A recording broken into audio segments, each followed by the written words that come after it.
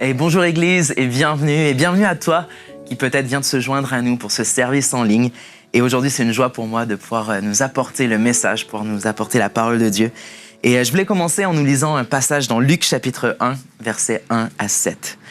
Et il est écrit ceci: « Les collecteurs d'impôts et autres pécheurs notoires se pressaient tous autour de Jésus, avides d'écouter ses paroles.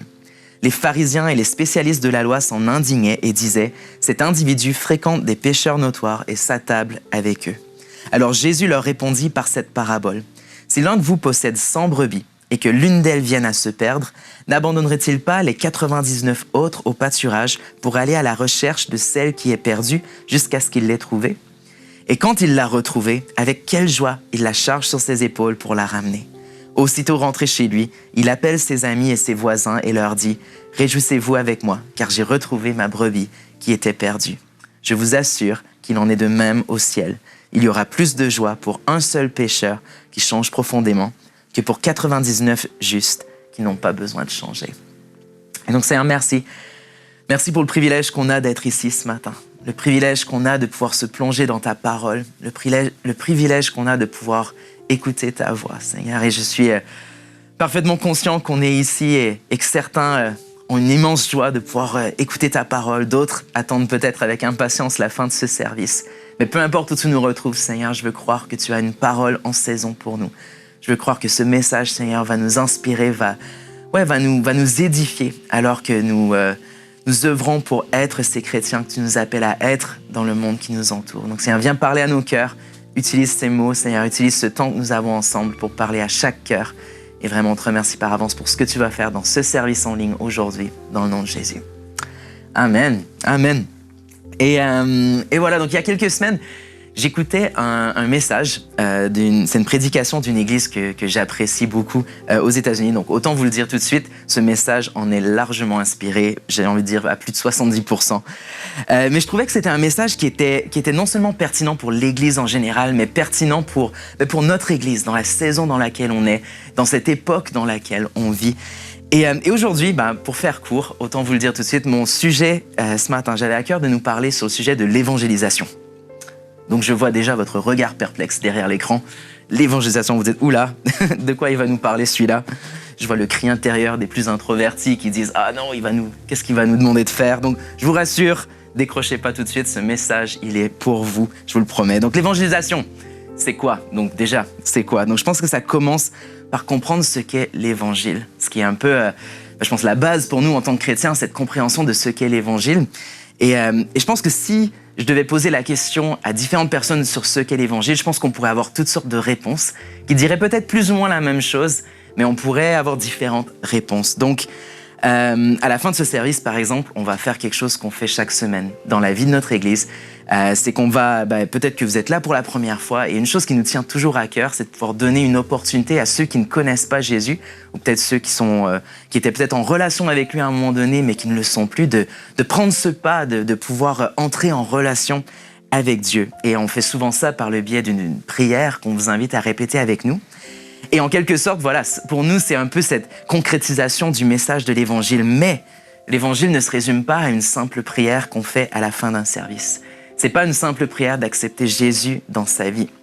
Si je prends le mot évangile, si on recule à l'époque de l'Empire gréco-romain, il n'y avait pas les moyens de communication que nous avons aujourd'hui. Ce qui veut dire, vu la taille de l'Empire, parfois il pouvait se passer des choses à différents bouts de l'Empire et ça prenait du temps avant que l'information puisse revenir parfois jusqu'à Rome pour annoncer les nouvelles de ce qui se passait. Donc par exemple, quand un empereur remportait une grande bataille, on pouvait envoyer le message. Donc, ce qui se passait, c'est qu'on envoyait des messagers pour proclamer l'évangile. Donc, ce mot évangile, c'était un terme romain, c'était un terme politique, je veux dire, à l'époque. Et c'était justement un évangile qui était annoncé. C'était une bonne nouvelle de la victoire de cet empereur. Donc, ce mot, en grec, pouvait se traduire par bonne nouvelle. Donc, l'évangile, c'était une bonne nouvelle de l'accession au trône d'un empereur. Et ce terme politique était généralement, si on pouvait dire le gros titre était souvent celui-ci. C'était quelque chose qui disait du genre « César est Seigneur ». Et donc quand cette bonne nouvelle arrivait à Rome, les gens avaient deux choix. Donc le choix numéro 1, c'était d'accepter cette nouvelle donc de se ranger du côté de l'empereur afin de pouvoir obtenir sa faveur, parce que pour le moment, il était à l'autre bout de l'Empire, mais quand il allait revenir, il allait accéder au trône et valait mieux être du bon côté de l'empereur. Ou si on faisait partie de ceux qui étaient un peu contre cet empereur, on avait quelque temps pour fuir et espérer pouvoir échapper à son rejet et à sa colère. Mais que les gens acceptent ou non le message de cet évangile, donc le message, cette bonne nouvelle, qu'ils l'acceptent ou non, ça ne changeait rien au fait que cet empereur était seigneur, ce qui veut dire qu'il régnait sur l'empire. Et la victoire était remportée, et il était seigneur, et il se préparait à revenir, peu importe ce que la personne en pensait ou non. Et donc dans l'Épître aux Romains, quand Paul prend ce concept de l'évangile, ce terme, il affirme que Jésus est Seigneur. Les gens à qui il s'adressait, donc à l'église à Rome, savaient exactement de quoi il s'agissait. Donc si je donne un exemple, dans Romains chapitre 10, verset 9, Paul nous dit « Si de ta bouche tu reconnais devant tous que Jésus est le Seigneur, et si tu crois de tout ton cœur que Dieu l'a ressuscité d'entre les morts, tu seras sauvé. » Et donc en quelque sorte, en résumé, il encourage les Romains à reconnaître que Jésus est Seigneur. Mais par sa victoire à la croix, que ce soit sa mort, sa résurrection, il a vécu le pouvoir du péché et de la mort, et qu'ils le reconnaissent ou non, cette vérité est réelle, ce qui veut dire que le règne de Jésus est désormais établi.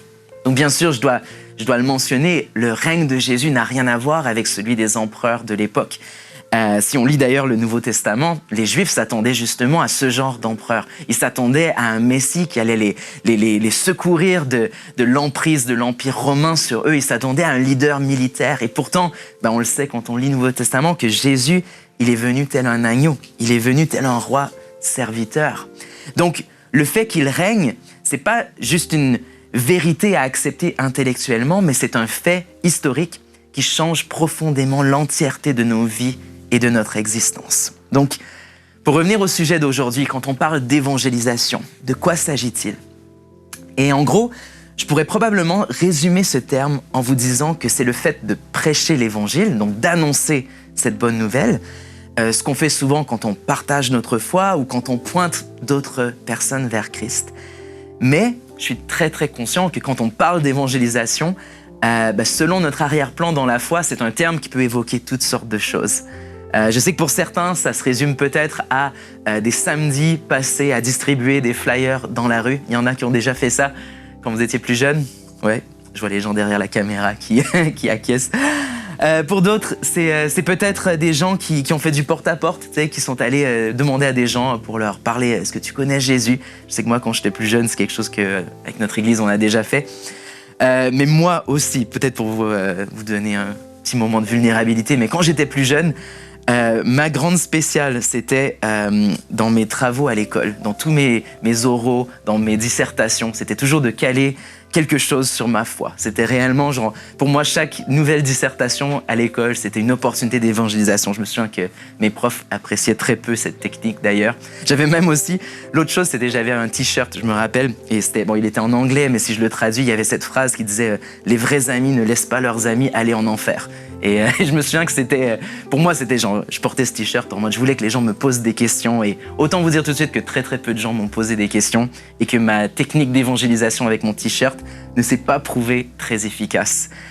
De manière plus récente, si je peux vous donner ce que je fais aujourd'hui, parfois ça peut être de s'asseoir, genre Louisa, ma femme, pourrait vous dire, je m'assois sur la banquette avant d'un taxi par exemple, je laisse elle aller en arrière. Et j'ai toujours envie de discuter avec le conducteur. Donc je parle pas tout de suite de la foi, mais inévitablement, quand il me demande qu'est-ce que je fais dans la vie, le sujet, il vient. Et voilà, c'est un peu ma grande spéciale. Bon, après, Louisa vous dirait que je suis un peu radin pour prendre le taxi trop souvent. Donc ça arrive qu'une ou deux fois par année. Mais bon, voilà.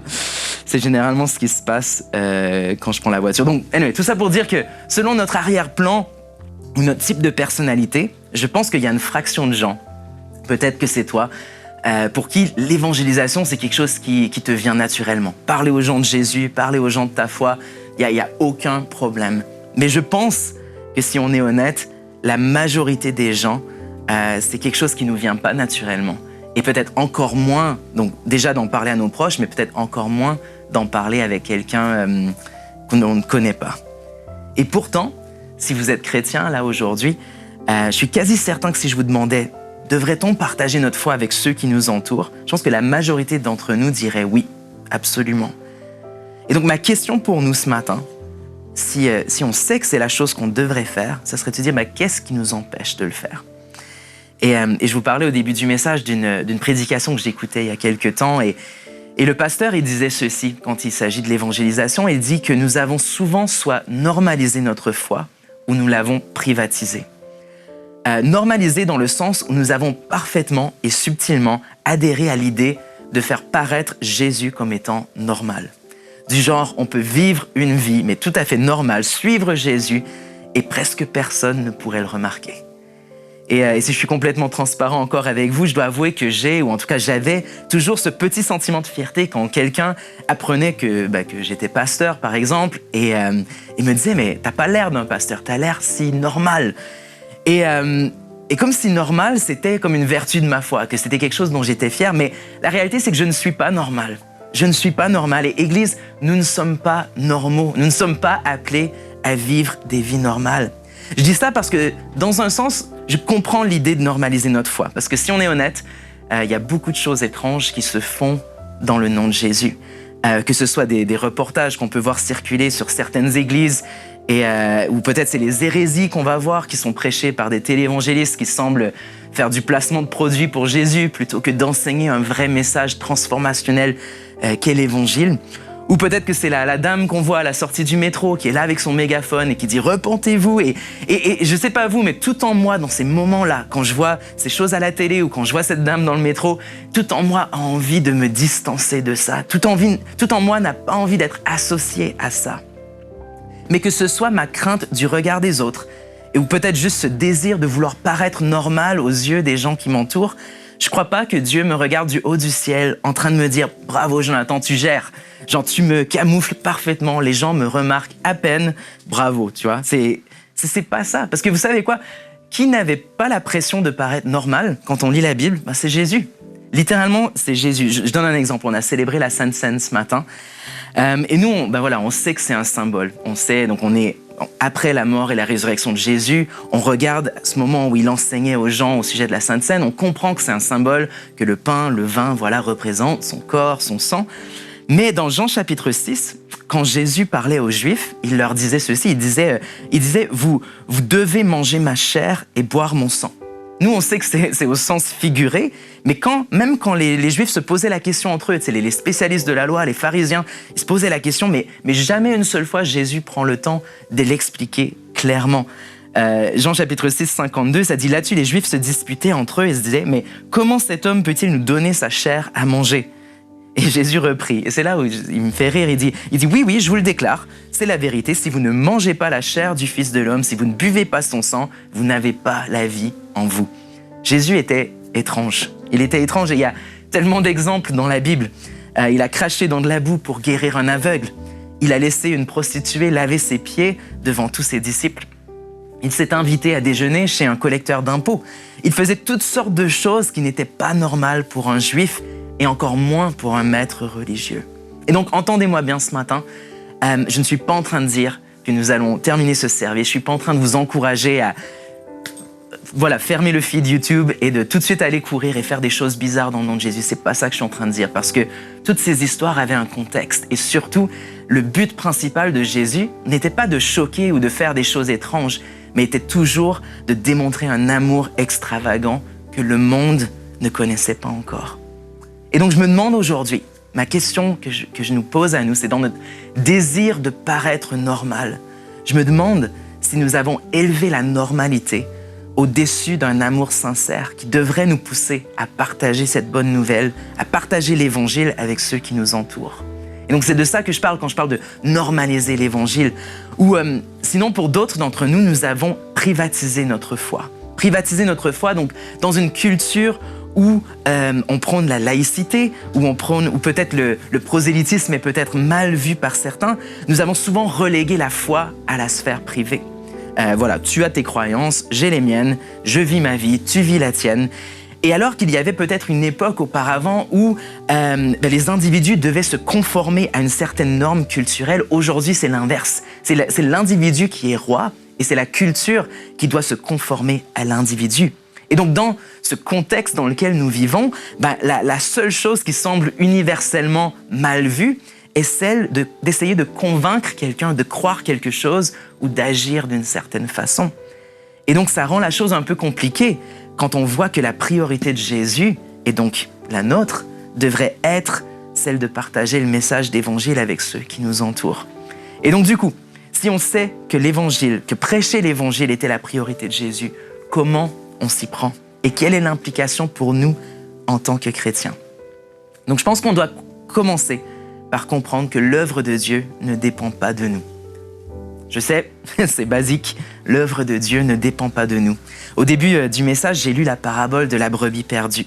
Donc les pharisiens étaient indignés que Jésus prenne du temps avec ces pécheurs, ces collecteurs d'impôts. C'était vraiment c'était les gens qui étaient au bas de l'échelle sociale à l'époque. C'était les gens qui étaient le plus mal vus.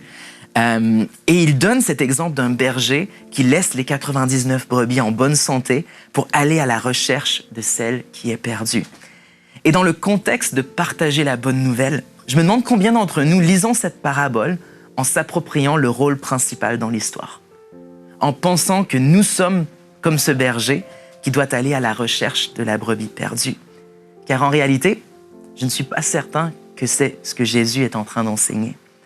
La Bible nous dit que c'est Jésus qui sauve, c'est lui qui cherche, c'est lui qui sauve. En Luc chapitre 19, verset 10, il est écrit « Car le Fils de l'homme est venu chercher et sauver ceux qui étaient perdus. » Et je sais que dans un coin de notre tête, on le sait, mais dans la pratique, je pense qu'on se dit parfois que si on n'était pas là pour faire le boulot, alors le salut de l'humanité en serait certainement affecté. Mais Dieu ne se met pas au travail quand nous, on décide de se pointer. C'est comme si Dieu se disait « Ah, finalement, Bernadette, elle vient de partager Jean 3,16 avec son amie Colette, je vais finalement pouvoir me révéler à elle. » C'est pas comme ça que ça fonctionne. Dans Jean chapitre 6, verset 44, Jésus qui dit « Personne ne peut venir à moi si le Père qui m'a envoyé ne l'attire. Personne ne peut venir à Dieu sans que lui fasse le premier pas. » Et donc, bien sûr, nous avons un rôle à jouer. Mais la réalité de l'évangélisation, c'est que ce n'est pas nous qui ouvrons le chemin pour que Dieu agisse, mais c'est Dieu qui nous invite à participer à son œuvre déjà en cours. J'ai une petite histoire à vous raconter ce matin. Et donc ça fait quelques temps que j'essaie de convaincre un ami d'ailleurs de vous partager son témoignage, de vous partager cette histoire. Mais il est un peu timide et il a refusé au moins 3 fois. Donc je lui ai déjà dit que j'allais vous la partager ce matin. Il était OK avec, tant que je lui donnais pas son nom. Mais c'était un lundi 3 juin en 2019 et je m'en rappelle encore parce que Louisa et moi, nous n'étions pas encore mariés. Et lundi, c'était généralement notre journée ensemble. C'était mon jour de repos, c'était son jour de repos aussi à l'époque. Mais ce jour-là, j'étais particulièrement fatigué et j'avais pas trop l'énergie ou le désir de passer la journée avec elle. Je sais, c'est horrible, je devrais pas l'admettre, mais c'était la vérité. Mais tout ce que je voulais, c'est être seul. Je voulais me poser dans un café et je voulais me poser, lire un livre, tout comme l'introverti que je suis à 49% quand on fait les tests de personnalité. Donc, je me pose tranquillement. Donc cette journée-là, je me pose dans le café et je commande mon flat white, mon toast à l'avocat, mon classique. Et le gars en cuisine me ramène ma commande à table et il me dit « Bon appétit, Jonathan ». Et là, j'ai un moment de lutte intérieure dans ma tête. Je me dis comment il connaît mon nom? Parce que la réalité, c'est que les seules personnes qui connaissent mon prénom en dehors des 4 murs de l'église, c'est souvent les gens qui viennent dans les 4 murs de l'église. Et là, j'avais vraiment pas du tout l'envie de connecter ou de parler avec cette personne. Mais bon, avec le souci de ne pas paraître sauvage et de mal représenter notre église, donc je me force à commencer à échanger avec lui. Et donc, il me raconte vite fait qu'il est venu quelques fois à l'église, que sa femme est chrétienne, ou en tout cas qu'elle avait redonné sa vie à Christ il y avait un certain temps, mais que lui n'était pas trop convaincu et qu'il se posait encore pas mal de questions. Donc la foi, pour lui, c'était vraiment un concept abstrait. Et là, je me rends compte que Dieu m'a un peu arnaqué. Je ne sais pas si vous êtes déjà retrouvé dans une situation un peu comme ça, quand ça fait peut-être un certain temps que tu marches avec Dieu, tu commences à comprendre comment il fonctionne et tu y prêtes un peu attention. Donc moi, je pensais pouvoir passer ma journée tranquille à lire mon livre, mais lui, il semblait avoir d'autres plans ce jour-là. Et pour vous faire un peu l'histoire courte, mais on se met à discuter, on discute de toutes sortes de choses. Et après, je me rappelle que pas loin de ce café, il y avait une librairie chrétienne. Et donc, je file vite fait lui acheter un livre de C.S. Lewis qui s'appelle Les fondements de la vie chrétienne. Et je reviens au café, je lui donne et je dis ce livre, ça m'avait vraiment aidé à l'époque à comprendre vraiment les bases de la foi et donc peut-être que ça pourrait l'aider. Et donc on continue à parler, ensuite il me parle qu'il fait de la vidéo, donc je dis ça tombe bien, je fais partie de l'équipe créative, donc je me dis c'est peut-être quelqu'un qui pourrait nous aider. Donc je l'invite, je lui dis hey, tu veux pas venir, ce jeudi on a une soirée d'équipe, donc je l'invite à venir à notre soirée d'équipe. Et il accepte. Et donc, on se revoit jeudi. Il commence à servir avec nous dans l'équipe, mais il n'est toujours pas chrétien. Et d'ailleurs, il a parfois le langage un peu coloré pour nous le démontrer. Mais donc voilà, on a une amitié qui commence à se développer. On continue à se voir, on continue à prendre des cafés ensemble et à discuter de notre foi. Lui, il continue il commence en fait à venir à l'église de manière plus régulière. Et 2 mois plus tard, je me souviens de cette journée parce qu'on avait montré à l'époque à l'église ici à Paris un message de Louis Giglio. C'était un message de la conférence Hillsong sur le psaume 23. Et en fait, il vient me voir à la fin du culte et il a ce Nouveau Testament à la main, il a une Bible. Et en gros, à la fin d'un service, quand quelqu'un prend la décision de suivre Christ, quand il lève la main au moment de l'appel, on leur remet ce cadeau. Et en gros, je comprends que c'est la journée où il a pris la décision de donner sa vie à Jésus. Quelques mois plus tard, il se fait baptiser, il rejoint le Connect Group avec sa femme. Et aujourd'hui, il continue de grandir dans sa foi et d'avancer dans son cheminement avec Jésus. Et vous savez pourquoi je vous partage cette histoire ce matin? Ce qui est drôle, ce qui me fait sourire, c'est que je sais que j'ai eu un rôle à jouer dans sa vie. Je sais qu'évidemment, Dieu m'a utilisé d'une quelconque façon pour l'amener à prendre cette décision avec Christ. Mais ce qui me fait vraiment sourire, c'est que je n'étais pas du tout disposé à partager ma foi ce jour-là. J'étais pas du tout disposé, j'étais pas du tout parti à la recherche d'une brebis perdue. Donc de manière, j'étais pas intentionnel du tout. Moi, tout ce que je voulais, c'était lire mon livre tranquillement. Et j'avais ma fiancée qui était seule à la maison et d'ailleurs un peu fâchée avec moi ce jour-là. Mais Dieu m'a invité à participer à l'œuvre qu'il était déjà en train de faire dans le cœur de cet ami. Et cette œuvre, elle n'a pas commencé avec moi, elle ne se termine pas avec moi. Parce que vous savez quoi, avant qu'on se croise dans ce café en 2019, ça faisait déjà pas mal de temps que sa femme priait pour lui et qu'elle priait et qu'elle lui parlait de Jésus. Ce jour-là, il m'a abordé pour me poser des questions, mais ça faisait déjà quelque temps que Dieu travaillait son cœur, que même s'il n'était pas encore conscient de la présence de Dieu dans sa vie. Et quand notre pasteur, donc quand pasteur Brendan a choisi de montrer cette vidéo de Louis Giglio, moi je pense qu'avec le décalage horaire, donc Louis Giglio, il habite à Atlanta, il était sûrement tranquillement en train de dormir chez lui, complètement inconscient que de l'autre côté de l'Atlantique, Dieu, elle a utilisé ses paroles pour conduire cet homme à Christ. Et donc, parlant donc Paul qui parle de son ministère et celui d'Apollos auprès de l'église de Corinthe, voici ce qu'il dit. Il dit en 1 Corinthiens 3, 5 à 7, il dit « Au fond, qui est Apollos et qui est Paul? Nous sommes simplement au service de Dieu par lequel vous avez été amenés à croire. Chacun de nous accomplit le devoir que le Seigneur lui a confié. J'ai mis la plante en terre, Apollos l'a arrosée, mais c'est Dieu qui l'a fait croître. Ainsi, celui qui plante et celui qui arrose sont sans importance. Seul Dieu compte, lui qui fait croître la plante. » Et je pense que quand on lit ça, quand je pense au contexte de l'évangélisation, chacun d'entre nous devrait pousser un soupir de soulagement. Dire « ça ne dépend pas de moi, ça ne dépend pas de moi ». L'évangélisation, c'est pas forcément se tenir à la sortie d'une station de métro pour parler à des inconnus de Jésus. D'ailleurs, plus souvent qu'autre chose, c'est simplement le fait d'avoir un cœur disposé à partager notre foi quand Dieu ouvre la porte, qui est la vraie nature de l'évangélisation. Parce que l'œuvre de Dieu dans le cœur de cet ami, peut-être que vous avez invité 35 fois à l'église, mais qui n'est pas encore venu, ça ne dépend pas de vous. L'œuvre de Dieu dans le cœur de ce mari, peut-être pour qui vous priez depuis 10 ans, ça ne dépend pas de vous. L'œuvre de Dieu, peut-être dans le cœur de ce collègue qui a désespérément besoin de connaître l'amour de Jésus, ça ne dépend pas de vous. Mais nous avons un rôle à jouer. Nous avons un rôle à jouer parce que Dieu nous invite à participer à l'œuvre qu'il est en train de faire. Dans Matthieu chapitre 9, 36 à 38, c'est Jésus, ça dit ceci, il est écrit « En voyant les foules, il fut pris de pitié pour elles, car ces gens étaient inquiets et abattus comme des brebis qui n'ont pas de berger. Alors il dit à ses disciples, « La moisson est abondante, mais les ouvriers sont peu nombreux. Priez donc le Seigneur à qui appartient la moisson d'envoyer des ouvriers pour moissonner. » Vous remarquerez que dans ce passage, Jésus, il n'est pas en train d'enseigner à ses disciples de prier pour la moisson. Il n'est pas en train de dire que, voilà, prier pour la moisson. Il dit non, la moisson, elle appartient à Dieu. La moisson, elle lui appartient. Mais il a déjà fait le nécessaire. Nous sommes simplement les ouvriers au travers desquels il agit pour effectuer la moisson. Et la motivation de Jésus, on le voit dans ce verset, c'est l'amour. C'est-à-dire qu'il est pris de pitié pour ces foules. Dans d'autres traductions, donc dans la Nouvelle Français courant, il est écrit qu'il était bouleversé. Et dans la Seconde 21, ça dit qu'il est rempli de compassion pour ces personnes. Et en quelque sorte, on le sait, il n'y a que l'amour qui peut faire la différence. Et parfois, et en vrai, j'ai envie de dire presque toujours, l'amour requiert que l'on sorte de peut-être notre bulle chrétienne, notre zone de confort, pour être les mains et les pieds de Jésus pour un monde qui en a besoin. Et cet amour, il peut se démontrer de toutes sortes de façons. On peut montrer l'amour de Jésus de toutes sortes de façons. Mais plus souvent qu'autre chose, je pense que cet amour se résume simplement par une invitation. Une simple invitation. En Jean, chapitre 1, verset 43, Jésus, il invite Philippe d'une manière toute simple. Il lui dit « Suis-moi, viens me suivre ».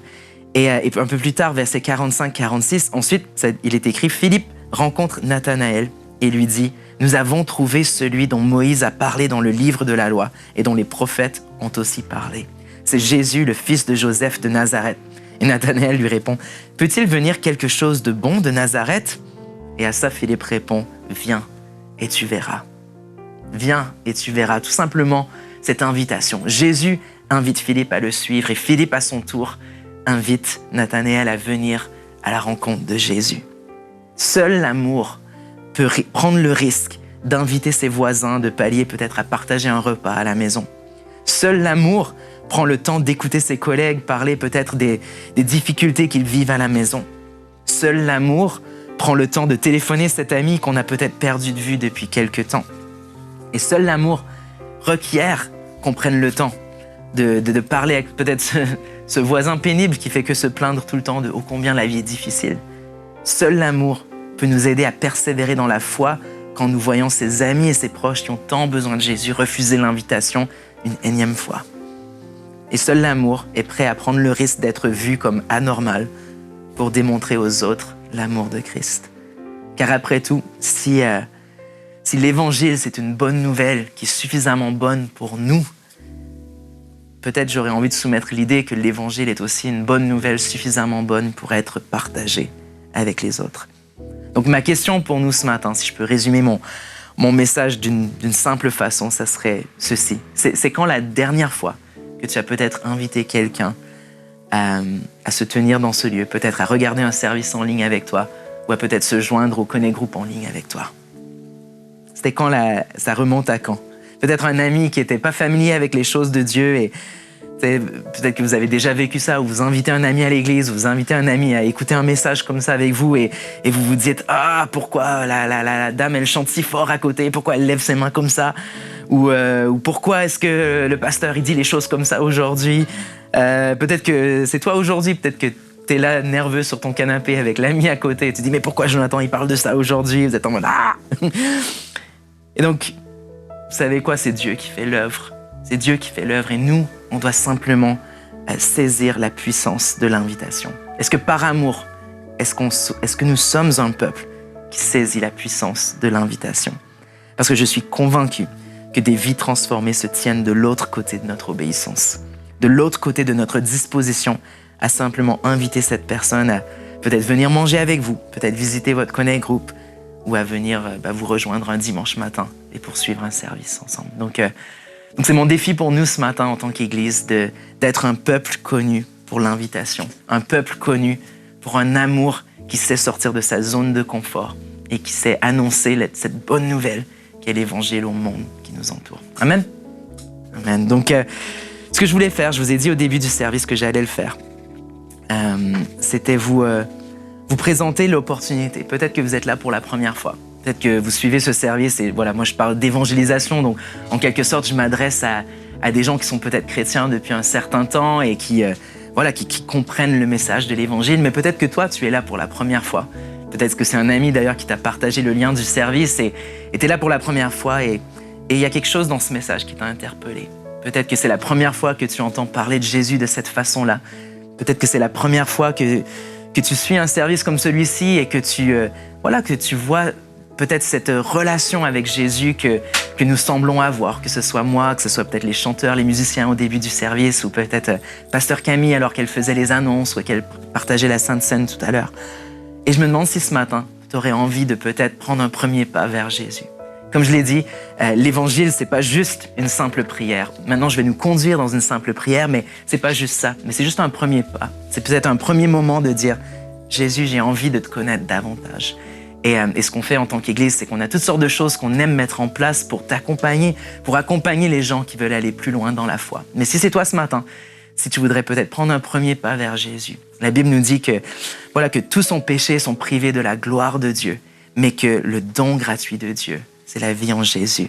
Et donc, si ce matin, tu veux connaître cette vie, si tu veux connaître son pardon peut-être pour tes péchés, peut-être son pardon pour toutes ces choses que tu as fait dans ta vie et que tu dis, je sais que je dois me réconcilier dans ma foi, je dois me réconcilier avec Dieu. Ben, ce matin, cette prière, elle est pour toi. Donc, je t'invite à simplement répéter avec moi. Donc, Seigneur Jésus, merci pour ton amour. Merci parce qu'alors que j'étais encore pécheur, tu es venu vers moi. Et donc, aujourd'hui, je te demande simplement de me pardonner de tous mes péchés. Je te demande de venir dans ma vie. Je te demande d'être mon Seigneur et mon Sauveur et de m'aider à te suivre tous les jours de ma vie. Dans le nom de Jésus. Amen.